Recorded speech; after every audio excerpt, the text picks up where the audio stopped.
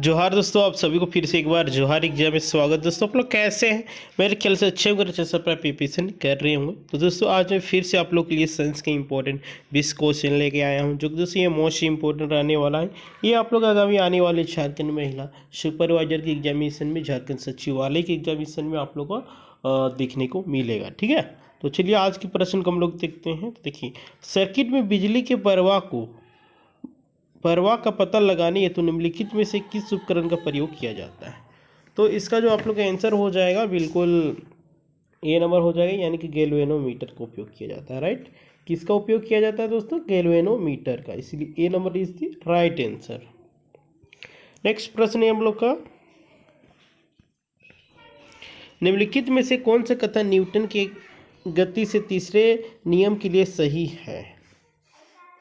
तो इसका जो आंसर आप लोग को हो जाएगा बल अलग अलग निकाय पर विपरीत दिशा में लागू होता है, यानी कि सी नंबर ऑप्शन बिल्कुल राइट आंसर हो जाएगा। नेक्स्ट प्रश्न है हम लोग का, इनमें से कौन सी एक रासायनिक प्रतिक्रिया नहीं है? इनमें से कौन सा, चार ऑप्शन दिया है, इसमें से आप लोग को छांट के बताना है कौन रासायनिक प्रतिक्रिया नहीं है। तो इस प्रश्न के आंसर आप लोग को हो जाएगा गुरुत्वाकर्षण, यानी कि सी नंबर ऑप्शन बिल्कुल राइट आंसर हो जाएगा। ठीक है, गुरुत्वाकर्षण रासायनिक प्रतिक्रिया नहीं है। भौतिक परिवर्तन से पदार्थ के रंग, रूप, आकार, परि और माप में ही परिवर्तन होता है। राइट, नेक्स्ट है हम लोग का, केल्विन मापने पर लिए गए ताप को सेल्सियस पैमाने पर बदलने के लिए आपको दिए गए ताप में किसमें मतलब किया जाता है? 273 में घटाया जाता है, या फिर 273 में जोड़ा जाता है, या फिर 173 से विभाजित किया जाता है, या फिर 273 से गुणा किया जाता है? तो इसको 273 से घटाया जाता है। ठीक है, ए नंबर ऑप्शन बिल्कुल राइट आंसर हो जाएगा। नेक्स्ट है हम लोग का, प्रति सेकेंड इकाई क्षेत्र से गुजरने वाली ध्वनि ऊर्जा की मात्रा क्या कहा जाता है? प्रति सेकेंड इकाई क्षेत्र से गुजरने वाली ध्वनि ऊर्जा की मात्रा को क्या कहा जाता है? तो दोस्तों इसको तीव्रता कहा जाता है। ठीक है, क्या कहा जाता है? तीव्रता। देखिए, एक फिजिक्स का टॉपिक है ध्वनि, यहाँ से प्रश्न आप लोग को बनता है।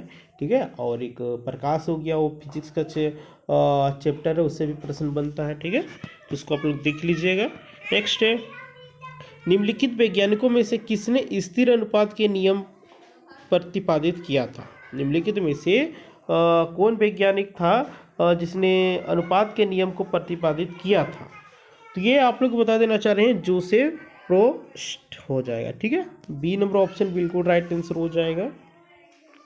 नेक्स्ट प्रश्न है हम लोग का, निम्नलिखित में से किस वैज्ञानिक ने सुझाव दिया था कि तत्वों के प्रतीकों का निर्माण तत्व के नाम एक या दो अक्षरों से किया जा सकता है? Berzelius, Dalton, Democritus, Lavoisier. तो इस प्रश्न के आंसर आप लोग को हो जाएगा बर्जिलियस। ठीक है, ये नंबर ऑप्शन बिल्कुल राइट आंसर हो जाएगा। ठीक है ना। नेक्स्ट है, जिस परमाणु की बाह्य कक्षा में इलेक्ट्रॉनों की संख्या पूर्ण होती है उसकी संयोजकता कितनी होती? 1 होती है, 7 होती है, 8 होती है, शून्य होती है? तो इसका जो आंसर आप लोग को हो जाएगा शून्य होती है। ठीक है, शून्य हो जाएगा। नेक्स्ट है हम लोग का, आधुनिक आवर्त सारणी में एक टेढ़ी मेढ़ी रेखा किसे अलग करती है? आधुनिक आवर्त सारणी में एक टेढ़ी मेढ़ी रेखा किसे अलग करती है दोस्तों? ये आप लोग बता देना चाह रहे हैं, धातुओं को अधातुओं से अलग करती है, यानी कि सी नंबर ऑप्शन बिल्कुल राइट आंसर हो जाएगा। नेक्स्ट है हम लोग का, कौन से तत्व का गलनांक और क्वथनांक सबसे ऊंच होता है? कौन से तत्व का गलनांक और क्वथनांक सबसे ऊंच होता है? तो ये आप लोग बता देना चाह रहे हैं, टंगस्टन का जो होता है, जो कि टंगस्टन बल्ब में भी पाया जाता है, इसका क्वथनांक और गलनांक जो होता है वो सबसे हाई होता है। ठीक है, इसीलिए डी नंबर ऑप्शन बिल्कुल राइट आंसर हो जाएगा। नेक्स्ट है, रीढ़ को डैश भी कहा जाता है। रीढ़ को क्या कहा जाता है? फीमर कहा जाता है, ब्रिक्स कहा जाता है, मेरुदंड कहा जाता है, रिब्स कहा जाता है। तो दोस्तों इसको क्या कहा जाता है? तो इसका सी नंबर ऑप्शन मेरुदंड हो जाएगा। ठीक है, बिल्कुल करेक्ट आंसर हो जाएगा मेरुदंड। नेक्स्ट है, कौन सा हार्मोन रक्त शर्करा को बहुत कम होने से बचाता है? कौन सा रक्त शर्करा को बहुत कम होने से बचाता है? तो इसका जो आंसर आप लोग को हो जाएगा ग्लूकोगोन। ठीक है, बी नंबर ऑप्शन बिल्कुल राइट आंसर हो जाएगा, ग्लूकोगोन। नेक्स्ट है हम लोग का आपातकालीन स्थिति के दौरान कौन सा हार्मोन उत्सर्जित होता है। तो आपातकालीन स्थिति के दौरान ये हम लोग का ऊर्जा जो होता है ये आप लोग का एड्रीनलिन जो ऊर्जा होता है ये आप लोग को उत्सर्जित होने का कार्य करता है, इसलिए बी नंबर ऑप्शन बिल्कुल राइट आंसर हो जाएगा। नेक्स्ट है हम लोग का यदि देश शामिल हो तो भी अधिक विविधता उत्पन्न हो जाएगी। लैंगिक प्रजनन, बाइनरी विखंडन, वानस्पतिक जनन, अलैंगिक प्रजनन। तो इस प्रश्न का आंसर हो जाएगा लैंगिक प्रजनन। ठीक है, यदि लैंगिक प्रजनन शामिल हो तो और भी अधिक विविधता उत्पन्न हो जाती है, इसीलिए ए नंबर ऑप्शन बिल्कुल राइट आंसर हो जाएगा। नेक्स्ट प्रश्न है हम लोग का मासिक धर्म के कारण योनि में रक्त किस कारण बहता है। मासिक धर्म के कारण योनि में रक्त किस कारण से बहता है। तो इसका जो आंसर हो जाएगा गर्भाशय की परत के टूटने के कारण। जब मासिक धर्म निकलता है उस समय योनि जो होता है उसका गर्भाशय जो परत होता है वो टूट जाता है, जिससे जो रक्त का स्राव होता है वो बाहर निकलने लगता है। राइट, देखिए 15 साल की आयु की लड़की के अंडा से हर महीने एक विकसित डिंब अंडा उत्पन्न करना शुरू कर देते हैं और वह अंडा अंडवाहिका नली यानी कि फेलोपियन ट्यूब के नीचे जाता है, जो कि अंडाशय को गर्भाशय से जोड़ने का कार्य करता है, इसीलिए सी नंबर ऑप्शन बिल्कुल राइट आंसर हो जाएगा। ठीक है ना। नेक्स्ट, निम्नलिखित में से कौन सा नाइट्रोजन फिक्सिंग बैक्टीरिया है। निम्नलिखित में से कौन सा नाइट्रोजन फिक्सिंग बैक्टीरिया है। तो ये आप लोग को हो जाएगा राइजोबियम। क्या हो जाएगा दोस्तों, राइजोबियम। नेक्स्ट हम लोग का डिश में असमान अनुजात कोशिकाओं का उत्पादन होता है।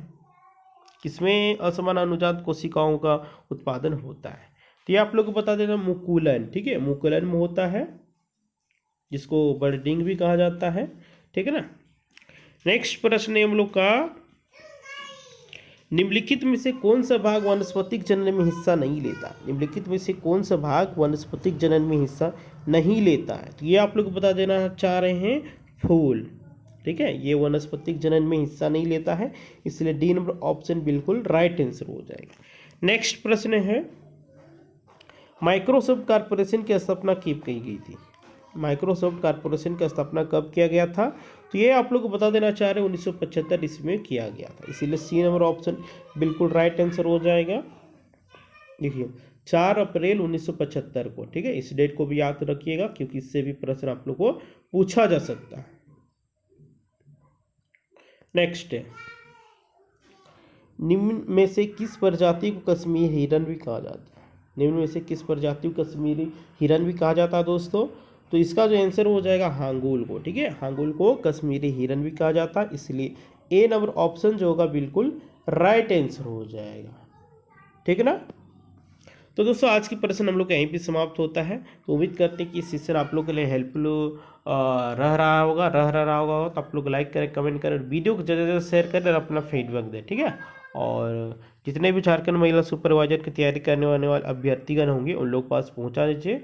आप लोग 2-4 दिन से वीडियो नहीं मिल रहा था, उसके लिए थोड़ा तबीयत इशू था, ख़राब था, जिसकी वजह से आप लोग को नहीं आ पा रहा था। ठीक है, तो आज से आप लोग को कंटिन्यू मिलेगा, टेंशन नहीं लीजिए। आप एग्ज़ाम तक ऐसा आप लोग प्रैक्टिस करवा दिया जाएगा कि आप लोग मुँह ज़बान प्रश्न याद रहेगा, एक भी प्रश्न छूटने का चांस ही नहीं बनता है। ठीक है, बशर्ते आप लोग को सभी वीडियो देखना होगा तभी पॉसिबल है। ठीक है ना। ठीक है, फिर मिलते हैं।